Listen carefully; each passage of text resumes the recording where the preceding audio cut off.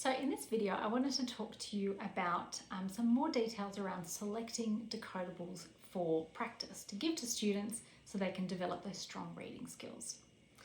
So in the first video, which I hope you've watched, we talked about some of the features of decodables and the fact that you have to align your decodable to your scope and sequence. So you have to teach the sounds first, teach students how to decode and blend those sounds, and then the book is your practice tool. Now, I want to show you a little bit of a scenario that we need to look out for. So let's imagine that we've learnt the CK spelling for the K sound.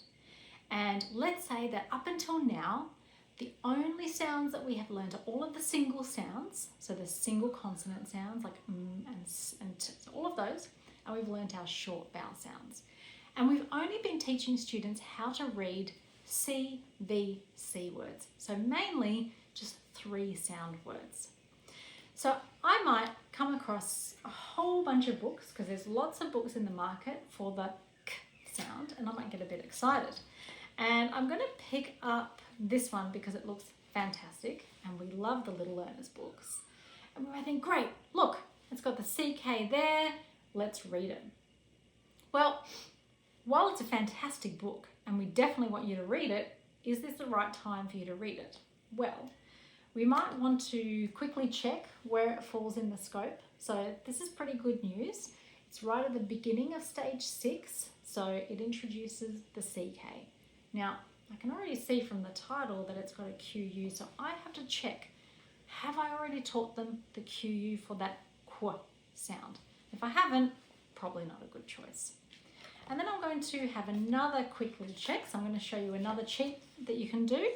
You can have a look at all of these sounds here, because in Little Learners they have these great cards listed here to show you which sounds have we taught. So far so good, all single sounds. Oh no, I haven't taught them the double L, double F and double S yet, so I can't actually use this text. Now for some really strong readers, that's probably not going to be the biggest problem, right? If they see the double L, they'll read as it's all. But we really want to be careful. So we open up this text, and if the students are going to see lots of complex words with double letters and even words like little and timid, maybe this isn't the appropriate text for my students who have only been reading CVC words. So we might have to wait for that one. And then I find this other text and I think, oh, this looks really good. This is a non-fiction text from Dandelions. It's part of their New World series. I go, cool, it's got the CK there. And look, it's telling me that it's a CK focused book. Let's go for it. Well, I have to check. So I look at the back and I see that where this book fits is significantly after when we've introduced these longer word sounds, so CVCC and CCVC words. So these are 4 and even 5 sound words. Now, I've only been working on CVC words with my students, so that's probably not the best choice at this point. The other thing I have to consider is that this book also assumes that the students have learnt CH, SH and TH. I haven't taught my students any digraphs yet. So this book, while fabulous, and we'll get to it, is probably not the right choice at this point in time.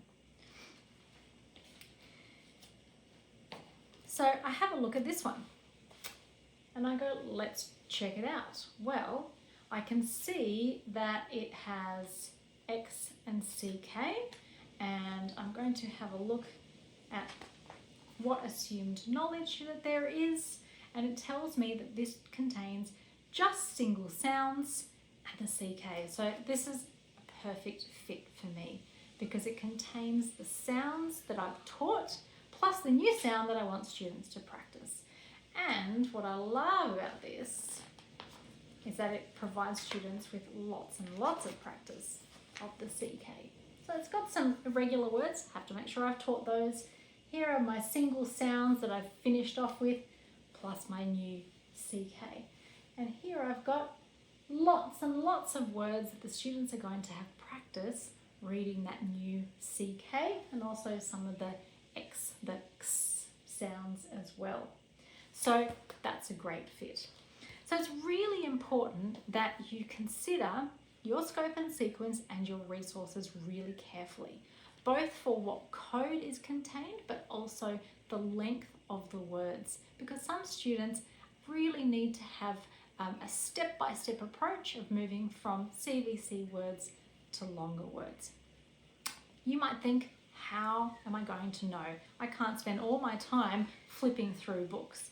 Well, luckily, Spell New South Wales has put together some decodable book selectors that we're going to link in the video below. And we've got all the answers for you.